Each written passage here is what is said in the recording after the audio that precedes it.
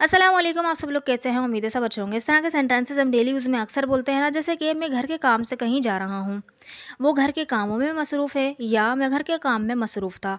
इस तरह के सेंटेंसेस के अंदर हम बोलते हैं कि घर के काम से कहीं जाना या घर के काम में मसरूफ़ होना। इस तरह के सेंटेंसेस को बनाने के लिए हम क्या यूज़ करेंगे वर्ड, चलें देख लेते हैं। फर्स्ट ऑफ ऑल देखिए, सबसे पहला आएगा सब्जेक्ट। सब्जेक्ट के बाद आएगा हेल्पिंग वर्ब, यानी सब्जेक्ट जो भी जिसका भी हम बोल रहे होंगे कि वो घर के कामों में मसरूफ़ है, या वो घर के कामों से जा रहा है, या मैं घर के कामों से जा रहा हूँ। जो सब्जेक्ट होगा वो आ जाएगा। देन उसके बाद हेल्पिंग वर्ब हमारे टेंस के अकॉर्डिंग आएगा। फिर उसके बाद आएगा मेन वर्ब। मेन वर्ब और ऑब्जेक्ट आएगा। मेन वर्ब वही सेंटेंस के अकॉर्डिंग और टेंस के अकॉर्डिंग उसकी फॉर्म चेंज होगी, ठीक है।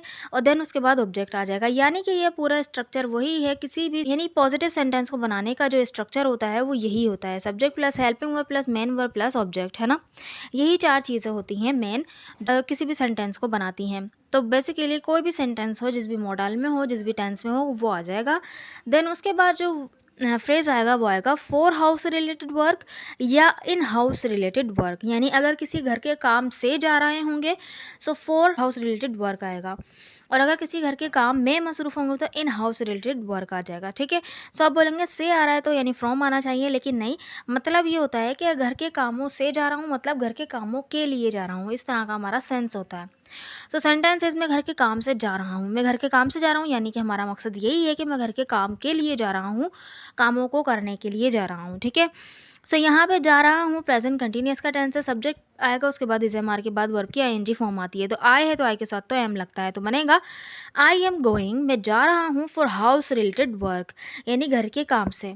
I'm going for house related work. Next sentence, मैं वहाँ घर के काम से गया था, मैं वहाँ घर के काम से गया था। अब ये पास्ट इंडेफिनिट का सेंटेंस, सब्जेक्ट के बाद वर्ब की सेकंड फॉर्म आती है। तो यहाँ पे सेकंड फॉर्म आएगी, यानी जाना, जाने की सेकंड फॉर्म यानी गो की सेकंड फॉर्म होगी वेंट, तो बनेगा आई वेंट देयर, मैं वहाँ गया था, I went there for house related work, घर के काम से। नेक्स्ट सेंटेंस इज, वो घर के कामों में मसरूफ़ है, वो घर के काम में मसरूफ़ है।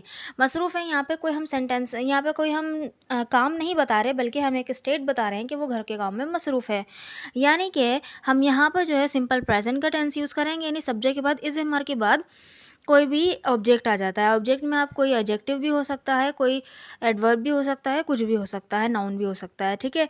सो यहाँ पे हम बोलेंगे शी इज़ बिजी, यानी वो मसरूफ़ है इन हाउस रिलेटेड वर्क, यानी घर के कामों में।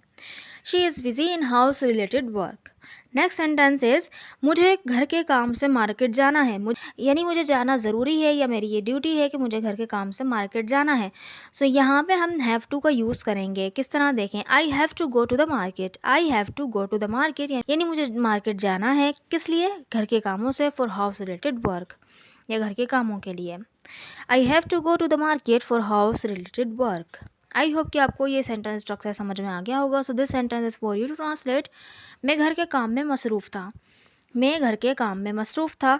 सो इस सेंटेंस को बनाकर ज़रूर कमेंट बॉक्स में लिखिएगा, और इस वीडियो का हम एक वोकेबलरी वर्ड देख लेते हैं कि वो क्या है। सो आज का हमारा वर्ड है रिव्यू। रिव्यू को हम डिटेल में पढ़ते हैं, चलिए देखते हैं कि रिव्यू एक वर्ब के तौर पे इस्तेमाल होता है। सबसे पहले तो इसका मतलब होता है तबसरा करना, नज़रसानी करना या राय देना। नज़रसानी मतलब कोई एक चीज़ है, उसको आप दोबारा देखते हैं, उसको करेक्ट करने के लिए। इसके जो क्योंकि एक वर्ब है तो इसकी फॉर्म्स भी होंगी रिव्यू, रिव्यूड और रिव्यूड, ठीक है। एज वर्ब यूज़ हो रहा है यहाँ पे, रिव्यू को हम एज वर्ब यूज़ करेंगे।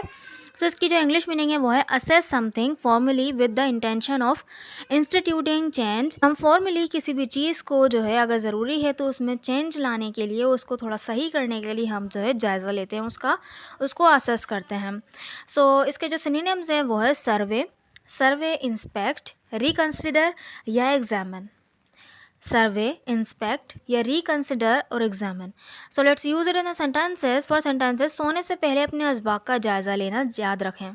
सोने से पहले अपने असबाक का जायज़ा लेना याद रखें, यानी कि जो आपने लेसन्स याद किए हैं उनको एक दफ़ा और नज़रसानी कर लें, उसको एक दफ़ा और देख लीजिए। तो बनेगा remember to review your lessons before you go to the bed. Remember यानी याद रखें, टू रिव्यू योर लेसन्स, अपने असबाक का जायज़ा लेना, before you go to the bed, ठीक है। नेक्स्ट सेंटेंस इज, अदालत ने उसके केस पर नज़रसानी करने से इनकार कर दिया, यानी कि उसके जो केस है उसके ऊपर दोबारा से गौर करने पर, दोबारा से उसको देखने पर, दोबारा से उस पर राय देने पर इनकार कर दिया। तो बनेगा the court declined to review her case. The court declined to review her case. Next sentence, इस ड्रामे पर कौमी अखबारात में तबसरा हुआ। इस ड्रामे पर कौमी अखबारात में तबसरा हुआ यानी कि ड्रामे के बारे में अच्छी बातें, बुरी बातें, पूरा का पूरा उस पे जो है राय दी गई कि वो ड्रामा कैसा था। इस तरह का हमने उस अखबारात में तबसरा किया गया। तो बनेगा the play was reviewed. The play was reviewed क्योंकि ये पास्ट एंड डेफिनेट का पैसिव है, तो द प्ले यानी वो ड्रामा वॉज रिव्यूड उस पर जो है तबसरा किया गया इन द नेशनल न्यूज़पेपर, कौमी अखबारात में। The play was reviewed in the national newspaper. ठीक है, सो यहाँ पे ये रिव्यू था एज वर्ब के तौर पे हमने यूज़ करना था, तबसरा करना, नज़रसानी करना या राय देना।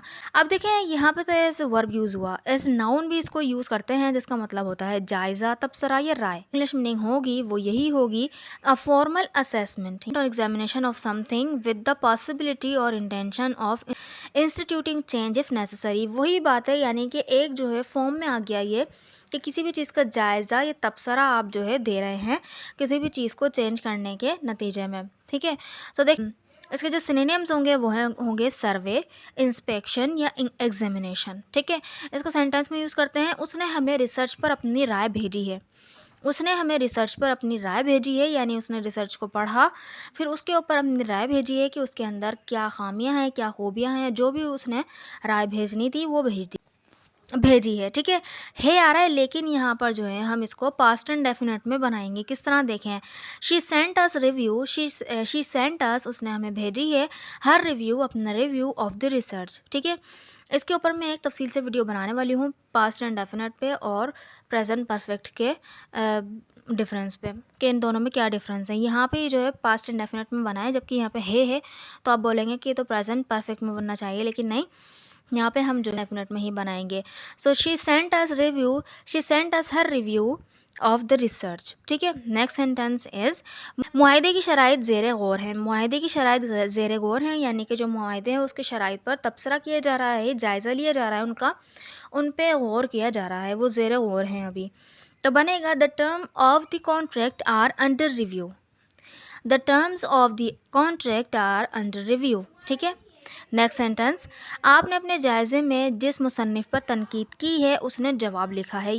The author whom you criticised, यानी द ऑथर वो ऑथर जिसको आपने क्रिटिसाइज किया, whom you criticised in your review, अपने रिव्यू में, हैज़ रिटन अप रिप्लाई। ठीक है, आई होप कि आपको रिव्यू का एज वर्ब और एज नाउन यूज़ समझ में आ गया होगा। So this sentence is for you to translate. क्या आप मेरी किताब पर अपनी राय दे सकते हैं?